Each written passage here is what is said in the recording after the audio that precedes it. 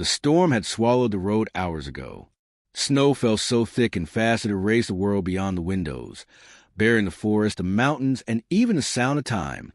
Inside the old cabin, everything was still. The fire hissed softly in the hearth. An old kettle steamed gently on the stove. And Jack, a retired firefighter, sat alone, his breath fogging the glass as he stared out into the white nothing. He hadn't seen another soul in 4 days. The blizzard had cut off the mountain pass, and the radio whispered only static.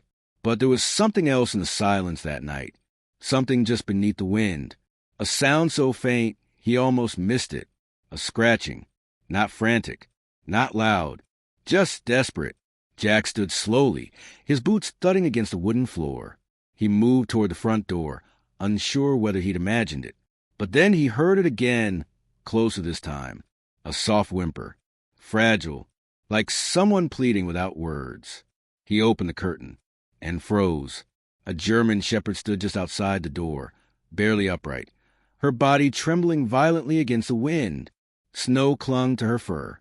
Her ribs showed through her coat. And tucked beneath her, almost invisible against the drifts, were 2 tiny puppies shivering against her chest. Jack's hand hovered over the doorknob. He had lived alone for a long time. After the fire, after the loss, he had chosen silence, and silence had chosen him back. He knew that opening the door could mean more than shelter. It could mean chaos, change, pain. But the dog didn't move. She didn't bark. She didn't beg. She just looked at him, as if she had nowhere else left in the world to go. Outside, the snow thickened. Inside, the fire crackled softly. And in that one breathless moment, everything paused, until Jack reached the door. And something happened, something he could never have expected. Jack had seen winters like this before, but never one that felt so uninvited. The kind of cold that doesn't just wrap around you.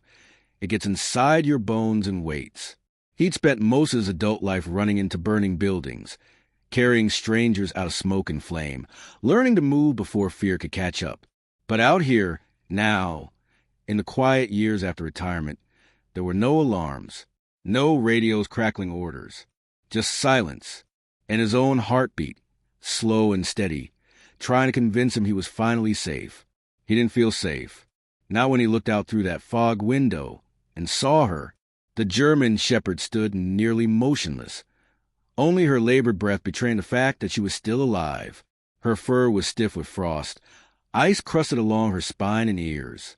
She wasn't tall, her back hunched slightly, her body sunken and thin, but her presence was undeniable. She was braced against the snow as if the wind had challenged her to a fight, and she'd simply refused to fall. Jack blinked. Behind her, nestled against her chest, were 2 shapes. Tiny, still, puppies. One shifted weakly. The other didn't move at all. He swore softly under his breath and backed away from the window. Grabbing his coat, he pulled it tight over his shoulders, then paused at the front door. His hand hovered just above the knob. Something about the dog's eyes had stopped him. They weren't wild, not panicked, not even pleading. They were steady, watching him, measuring. She wasn't here by accident. Opening the door let the cold crash inside like a wave, instantly devouring the warmth that clung to the walls. The shepherd didn't flinch. Jack stepped forward cautiously, his boots cracking over the ice-packed porch. "Hey there, girl," he said, his voice low, the same voice he'd used in burning stairwells when he needed frightened children to trust him. The dog didn't respond. Up close, he could see just how far gone she was. Her ribs pressed visibly through her skin. Her legs trembled with each breath she took. And the pups, God, they were barely alive. Their fur was stuck to their tiny bodies, and their chests rose and fell like candle flames in the wind. Jack crouched low, slowly, palms out. "You're freezing," he whispered. "You can't stay out here." Still, she didn't move. But then, almost imperceptibly, she lowered her head and nudged one of the pups closer to him. Not an offer. A test. Jack's breath caught in his throat. He reached forward, gently scooping the pup into his hands. It didn't struggle. It didn't even react. just curled slightly against his warmth like it had already chosen to leave this world behind. He stood, retreating inside without a word. When he returned moments later with an old blanket, the shepherd was still there, watching the door. Jack knelt again and opened the blanket in the snow. "You want them safe?" he asked. "Then come with me." She looked down at the second pup, then at him, and for a single moment, the wind died. She stepped forward. Her body moved stiffly, one paw dragging slightly through the snow. But she didn't hesitate. Not once. She picked up her remaining pup by the scruff, walked slowly across the porch, and followed Jack inside. The warmth of the cabin hit her like a wall. She faltered. The pup fell from her jaw, and she nearly collapsed where she stood. Jack caught her with the blanket, guiding her down near the fire. He placed a second pup beside its sibling and wrapped them both together in an old towel. The shepherd curled around them instinctively, her eyes never leaving Jack. He moved slowly, silently, careful not to startle her. He filled a bowl with warm water and placed it near her nose. Then he stepped back, giving her space. For a long time, she didn't move. Then, finally, she leaned forward, touched her tongue to the water, and drank. Jack let out the breath he didn't know he was holding. He pulled a chair beside the fire, not too close, and sat. The crackle of the flames was the only sound in the room, but the silence between them wasn't empty anymore. It was something else, something watching, waiting, alive. Jack didn't know where she had come from, or how far she had carried those pups through this storm. But one thing was clear. She had chosen his door. And somewhere in that choice, buried beneath exhaustion and fear, was a story that hadn't been told yet. He just didn't know it was going to change everything. The night wore on, but Jack didn't sleep. He sat near the fireplace with his eyes fixed on the fragile forms curled beneath the old blanket.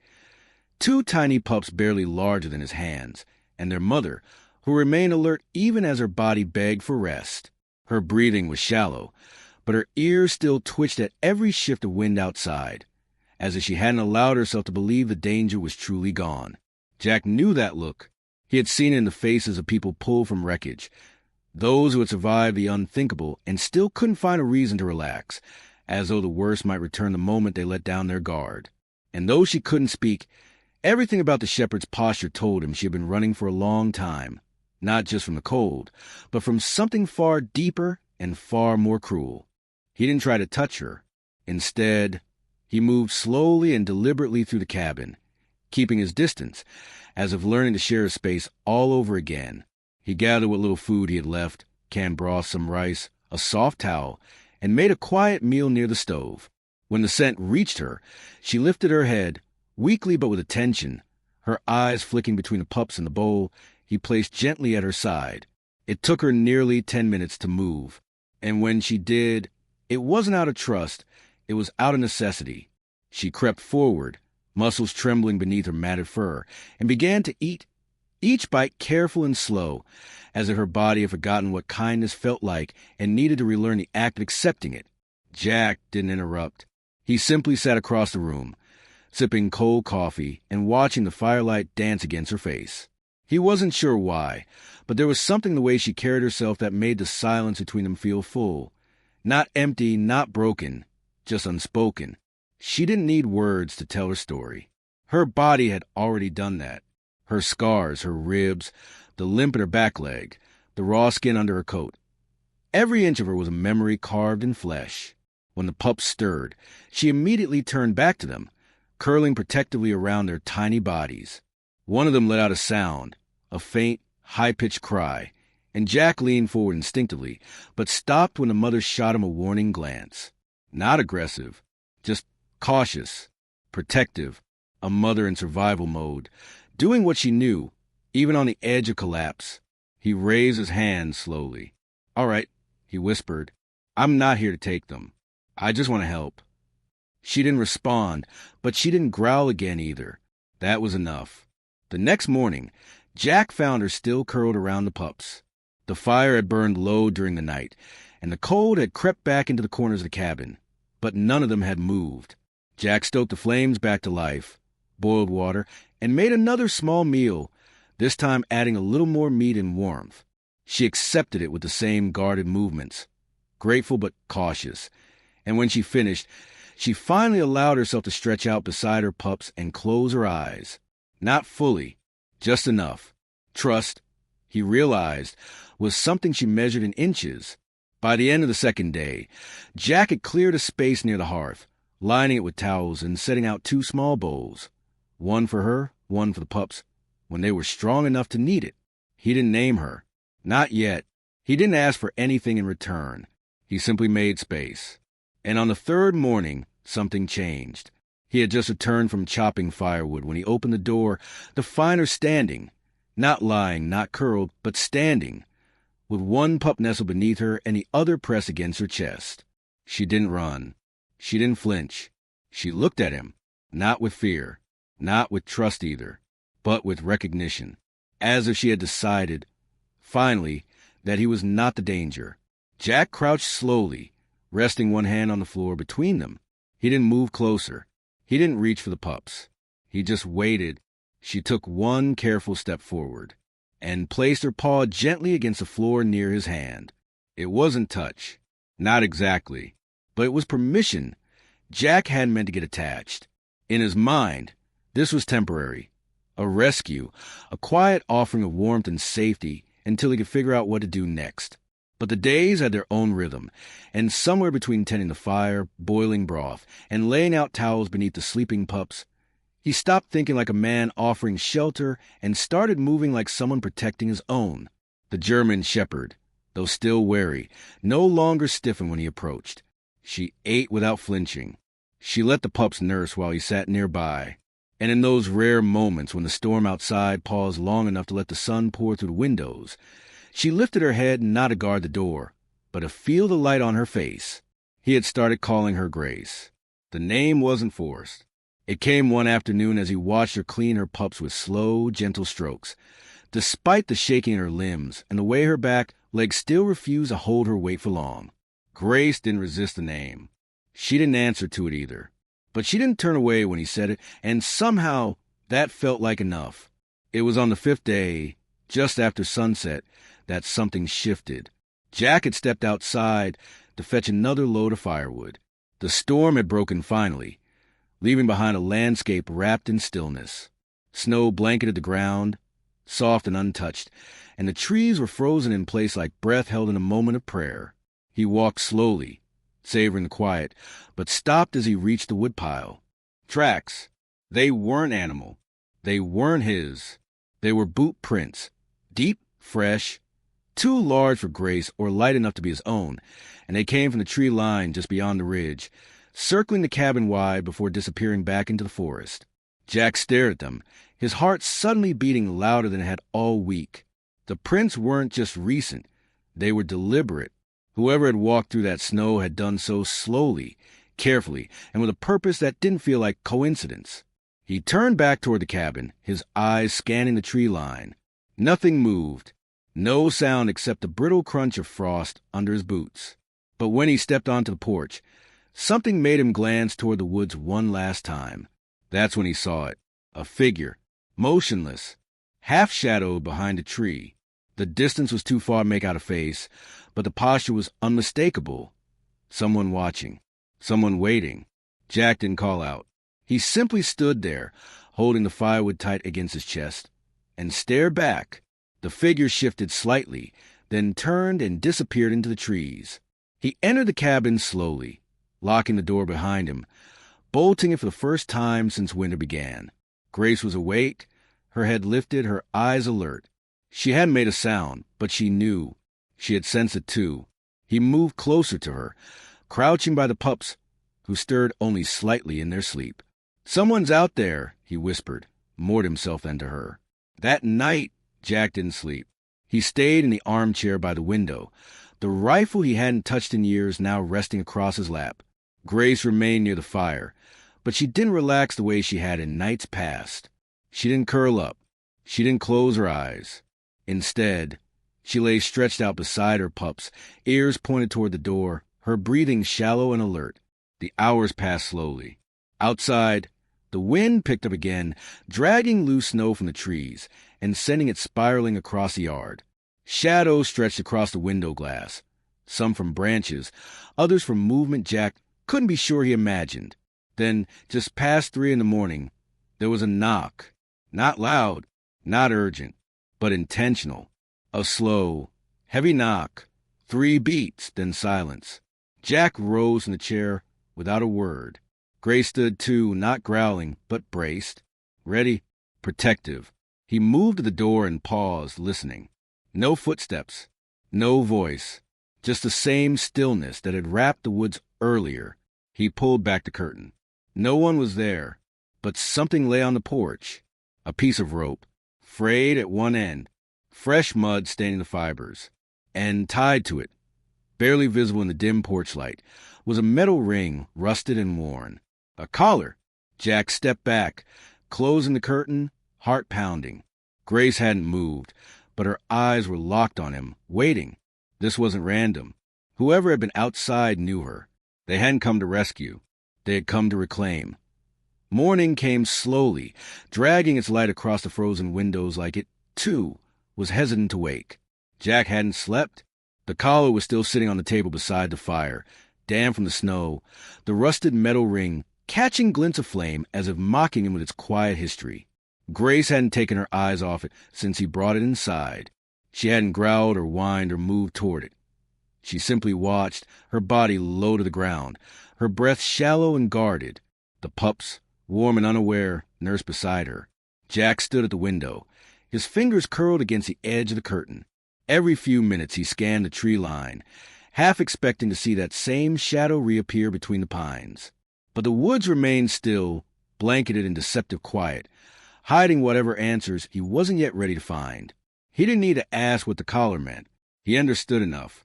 Someone out there had owned her once. Someone had chained her, claimed her, and discarded her.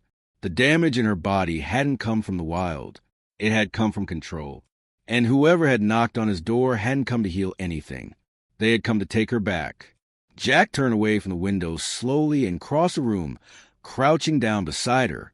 "You know them," he said, not expecting a response, but still holding her gaze.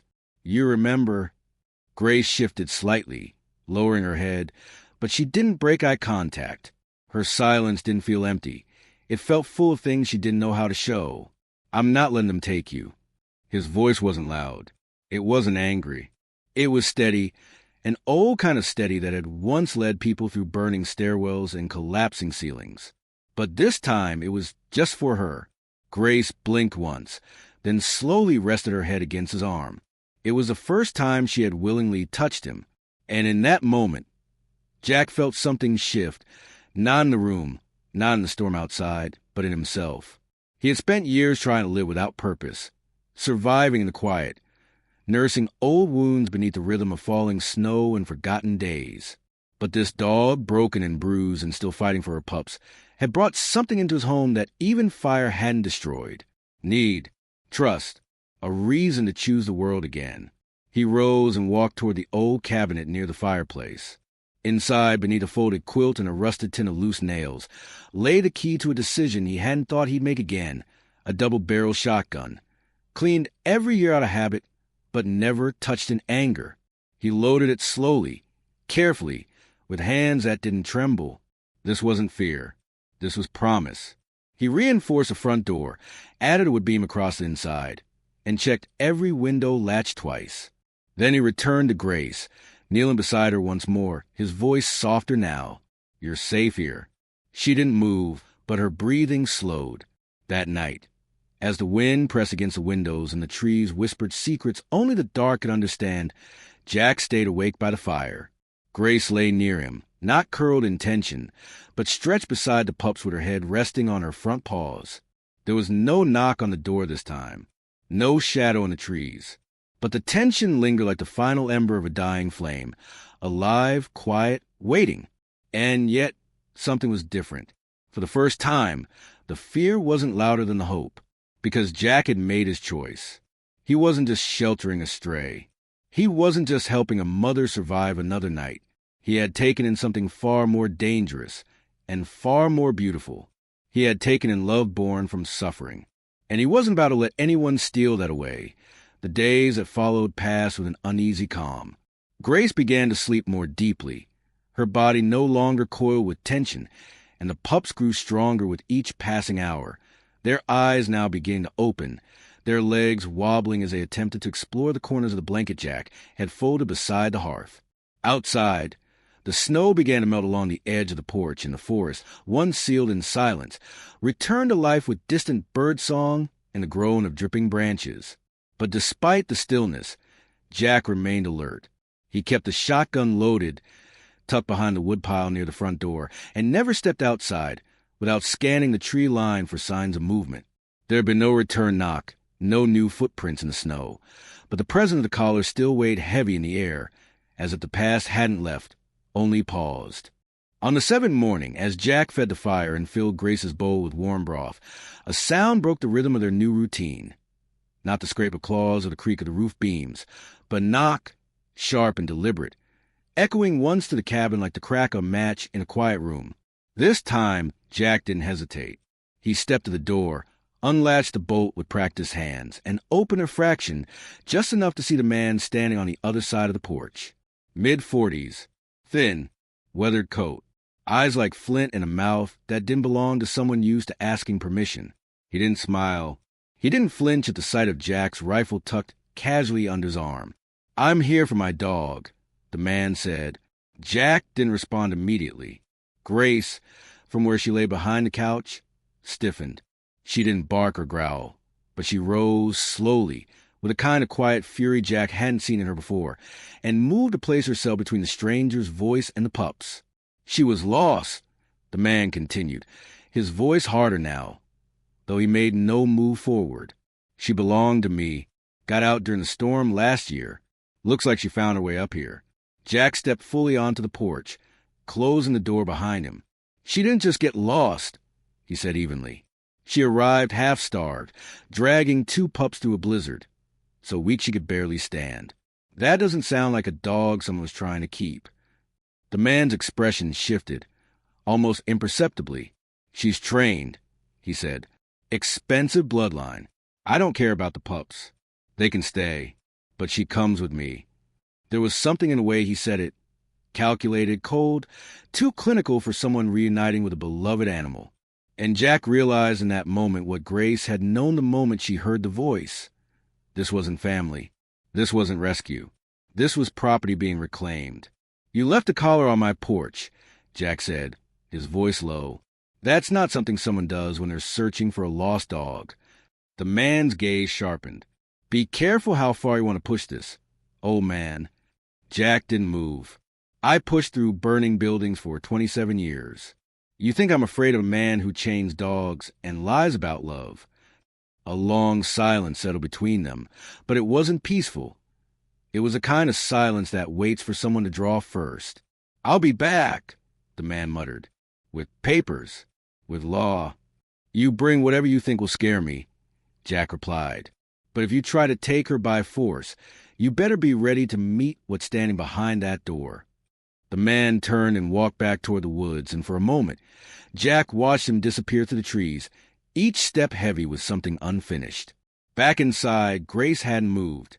Her body was trembling, not in fear, but in something colder, deeper.